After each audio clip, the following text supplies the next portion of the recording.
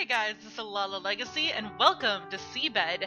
So I just got this as a gift a couple days ago from FruitBat Factory. So thank you guys so much for sending me this. They also had sent me Enigma before as well. The other game by FruitBat Factory that I'm playing on my channel right now.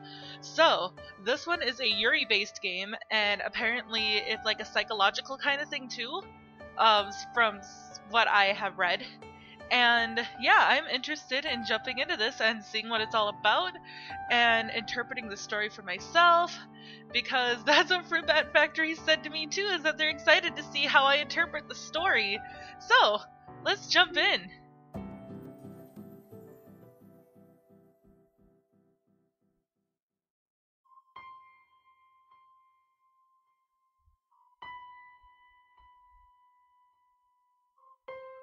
And I just realized that my recording thing is a little too big. Okay, here we go.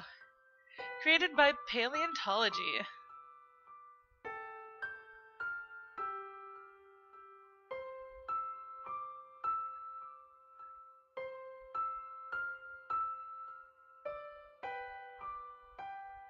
Presented by FruitBat Factory.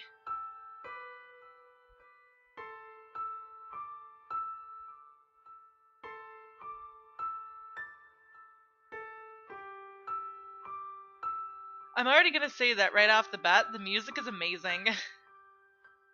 The light from the round moon broke into countless rays, wavering as it drew back. My head felt empty, as though I was submerged in water. My eyelids felt exceedingly heavy, and so did my entire body, languidly sinking into the bed. Even in the darkness, I could tell Sachiko, my childhood friend, was right there next to me. I'd known her for 23 years. I was 28 now, which meant I first met her when I was 5. Oh, that's cute. Oh, I guess her name is Takako. My family moved that year. Our new house was only a 30-minute drive down the mountain from the old place, with a large supermarket behind it. There were no shops around where kids could spend their allowance, save for the occasional moving stall. Back in the day, I thought of my new place as a huge city, but that was far from the truth. We had few buildings that exceeded 5 stories, and you could see both edges of our town as well as the factory at the sea from the northern mountain. But the fact that there were fewer rice fields and more buildings compared to where I came from made it seem like a bustling city to my child's mind. On the day we moved, my mother drove back and forth between the city and the country many times. I got into the back seat of the car with the last of our luggage. Initially, we took the same road we did to reach my kindergarten, but once we had passed it, the roads turned fresh and alien. And seeing how we kept driving along the river, I somehow thought perhaps I could make it back to the countryside on foot. Not that it mattered. As I lost myself in thought, I barely even noticed when we reached our destination. As our car blasted the few unfortunate pebbles off the parking lot, my mother told me that we had arrived. The parking lot was positioned right in front of our new home, its white lines, denoting that where the car should stand, curiously slanted. Glancing out the rear window of the car, I spotted a red 4-story apartment building. Back then, my child's mind failed to comprehend why anyone would want to draw those lines slanted. Now that I think about it, it was probably to make it easier to park cars driving in reverse gear. However, I moved from that apartment before I could get my own car, so I never had the chance to test if it was worth sacrificing 1 or 2 potential parking spaces for a bit of extra comfort.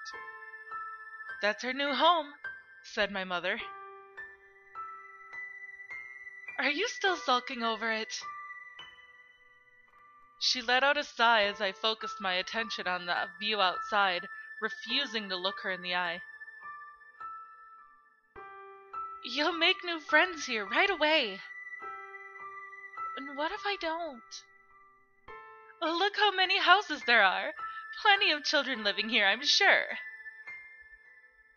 There's a park behind this building. You can go take a look. My mother turned the ignition key to stop the engine and got out of the car. She then opened the door on the opposite side of me and began unloading our bags. I suddenly noticed a small girl walking in front of our new house. She was carrying a red basket and a trowel. She circled around the building, disappearing behind it. As I got out of the car and I started running after her, I heard my mother's voice from behind. Hey, Takako, where are you going? I'll go look at that park.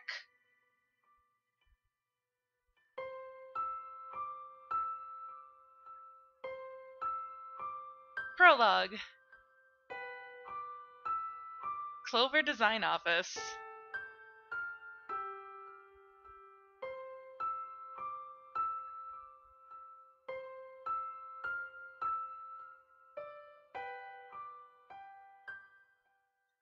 Oh.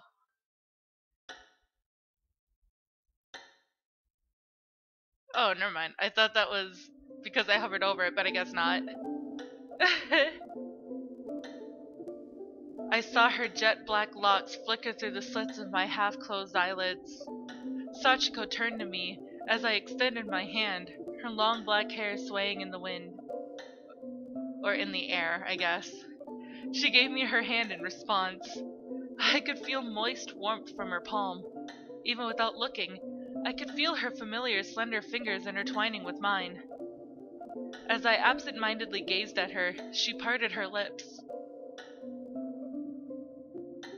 Oh my gosh! Hi! What are you thinking? Wait. Oh, I can! Oh, cool! Hide the text, heck yeah!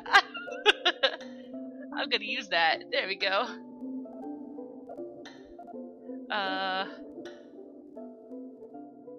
Wait.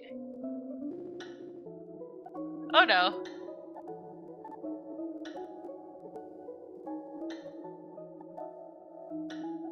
Oh, okay, there we go.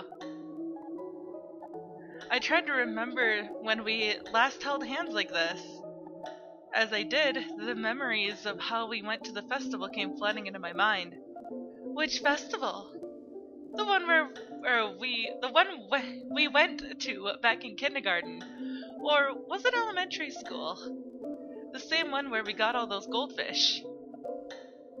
I'm pretty sure that wasn't the last time we held hands.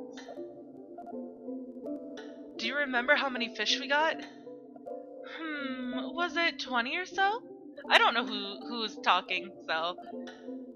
It didn't go that high. I think it was either 18 or 19. When we came back after looking around some other shops, I found your bowls so full of fish they could barely fit in anymore. You bought me a caramel apple back then, right? Did I? Honestly, I was more shocked by how eager you were to keep on catching goldfish, despite your scooping paper already being in shambles. I was waiting for it to dry up. Does that actually work? I mean, it'll just get wet the moment you stick it back in the water. Sounds like a waste of time to me. Patience is exactly what you need to win that game. She considered the space above me for a second. Something wrong? Oh, crap. Hold on, guys. Alright, guys. Sorry about that. My neighbor had called me. Anyways. Something wrong? You said it was about 20, but I'm pretty sure we only brought one bag with us on our way back. You are only allowed to take up to 3 with you. Oh, wait, whoops. Oh, well, that really was a waste of time then. But I could choose the cutest and most energetic ones. Good for you. One lived for quite a long time. I still remember having it around the time I got into middle school. Ah, was it that black one with the long tail? Yeah, it lived for so long I even gave it a name. Was it Belle or something? Was it? Didn't you say it reminded you of a temple's bell? Ah, don't me. Oh yeah, I remember there always being one goldfish in the water tank, but then it disappeared right alongside the tank itself. Did it get sick? I think it was mold or something. One day I realized that it had some sort of weed growing from its scales. I tried plucking it out, but Sachiko knitted her eyebrows. They grew right back. I think it suffocated in the end. Is that really mold? I found a book about goldfish diseases sometime later. It said that weed doesn't grow on a live fish, but in the case of goldfish, it can grow on mold that gets stuck between its scales. The book even explained how to fix it. It would have been nice if you had found that book earlier. Yeah. I closed my eyes and listened to the silence, but it was so overwhelming I ended up opening my mouth again. Do you think that goldfish resented its master for being unable to cure even a simple disease like that? I don't know. What do you think?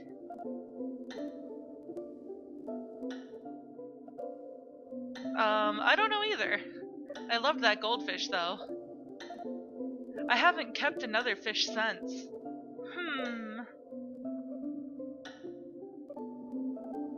Oh, jeez, it's lagging. Here we go. Okay. I liked how elegant it looked as it swam with its long tail behind it. When I got it at that festival, it wasn't that long, you know, but then it grew really fast. It was always different from the others. I see.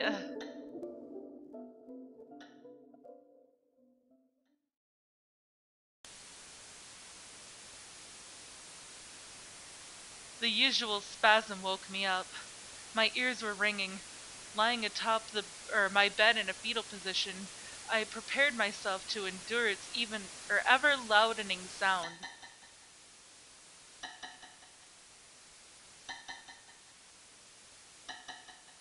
I checked the clock next to my pillow.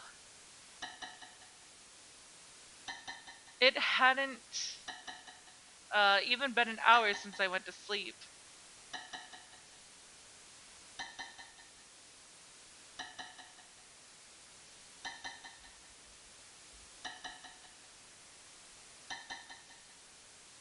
The room was weakly illuminated by a lone light bulb.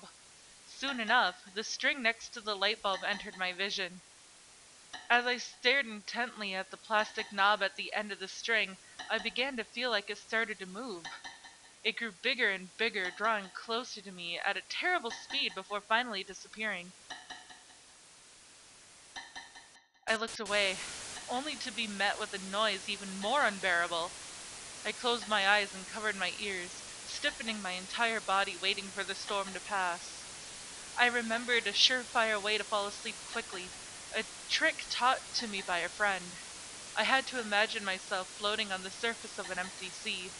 Yet right now, a storm was ravaging my personal sea, making it a less than ideal place for relaxation. I felt sick, tremendously so. I believe that this would probably be best experienced with headphones on, guys, because hearing that static like in your ears, it gives you a feeling of what she is feeling. Oh, now we're in Sachiko's place. I turned the page. I clutched the books so the wind blowing between the school building and the concrete wall wouldn't flip the page back again. I had my own special space behind the campus, a gloomy little place that always felt a bit damp. Still, few people ever ventured there, so I could always trust it to be silent. The door to the emergency exit behind me suddenly opened. The girl that came through approached me and leaned over to inspect what I had been reading.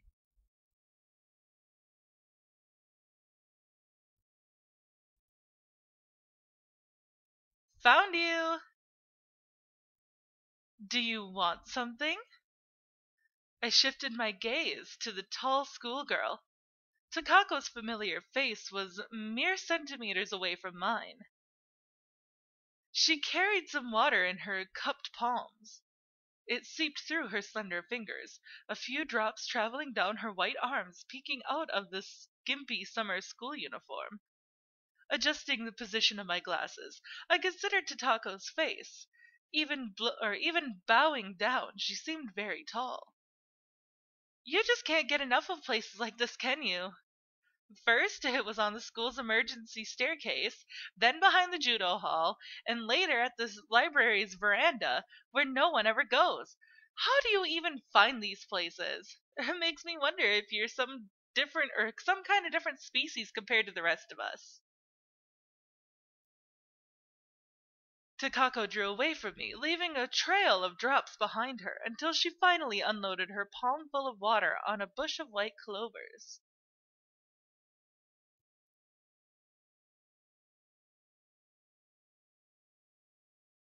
I doubt it really needs you watering it. Well, it's just that otherwise it wouldn't feel like it's mine. Once she had finished watering the plant, she stepped back her long twin tails in a single or sorry, she swept back her long twin tails in a single irritated motion. She only adopted that hairstyle near the beginning of this month, and still appeared to to have trouble making both tails the same length. But that is all the time that I have for this episode, guys. So if you liked it, please give it a big thumbs up down below. I know that it's like slow starting in the beginning here. Hopefully it speeds up pretty soon and we get into like the more interesting stuff.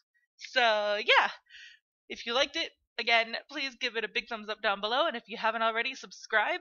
Because remember, by subscribing, you're becoming part of a legacy. And I will see you guys in the next video. Bye!